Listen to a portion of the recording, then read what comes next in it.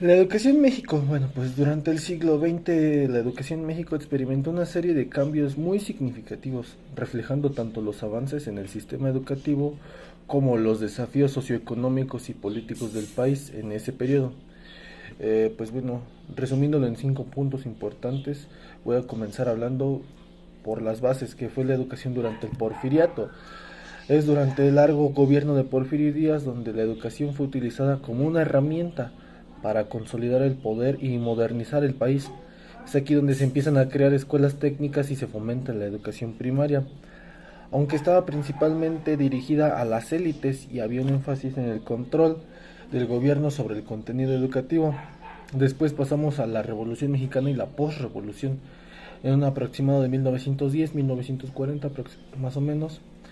La Revolución Mexicana trajo consigo una serie de reformas sociales, incluida la educación, y aquí es donde encontramos un personaje, un principal líder revolucionario, José Vasconcelos, quien inicia un programa de educación pública para promover la alfabetización y la educación en todo el país.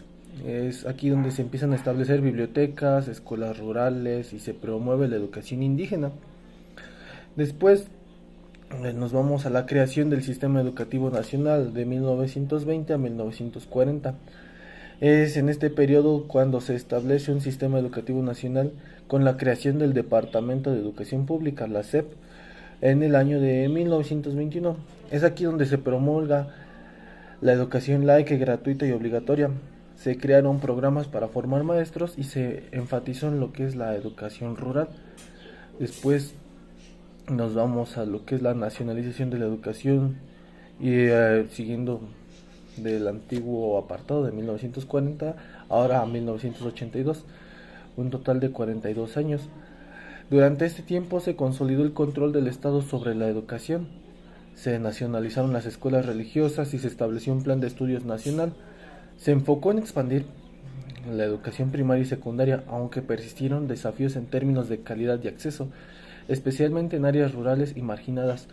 Nos damos cuenta que México aún estaba pasando por una etapa en la cual no contaba con el suficiente acceso para llegar y dar educación a todas las zonas en el país. Después nos vamos a las reformas educativas que son desde 1982. Y es aquí que a partir de la década de los 80 México experimenta una serie de reformas educativas en un intento por mejorar la calidad y la equidad del... Hoy les voy a hablar de Jaime Torres Bonet. Él fue secretario de Educación en los años de 1943 a 1946 y del año de 1948 a 1964. ¿Qué realizó? ¿Qué aportes hizo? Las principales aportaciones que hizo cuando fue secretario de Educación en México fueron impulsar la escuela técnica y profesional en nuestro país. También impulsó el arte y la cultura con la creación del INBA. El INBA es el Instituto Nacional de Bellas Artes en México.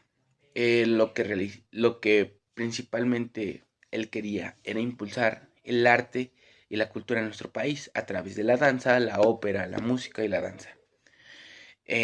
Otra de las principales aportaciones que hizo fue el intercambio de ideas con otras potencias educativas, las cuales él quería implementar en nuestro país. También realizó una campaña de alfabetización en nuestro país para erradicar lo que era la desalfabetización en nuestro país, para que las personas supieran escribir, leer y poder acudir a las escuelas. Hablar de Adolfo Tomás Ruiz Cortines, presidente de México en el periodo de 1952 a 1948. Las principales aportaciones que realizó fue la creación de escuelas técnicas y espacios para la educación superior. En este caso impulsó lo que fue la creación de Ciudad Universitaria y también apoyó a la creación de laboratorios y espacios para los universitarios de ese tiempo.